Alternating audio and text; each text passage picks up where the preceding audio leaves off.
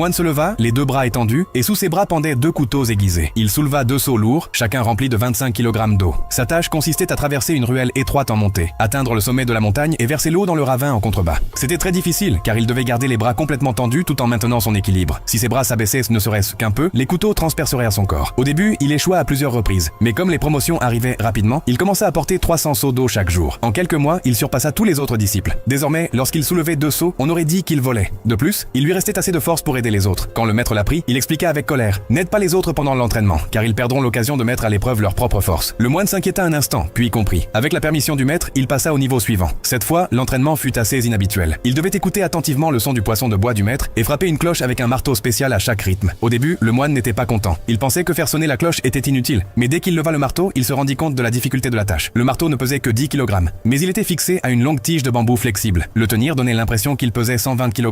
La partie la plus difficile était qu'il ne pouvait utiliser qu'une seule main. Au début, il parvenait à peine à soulever la tige avec le marteau. Après quelques coups, son poignet était complètement épuisé. Il regarda le maître qui frappait tranquillement le poisson. Alors, un esprit de compétition s'éveilla en lui.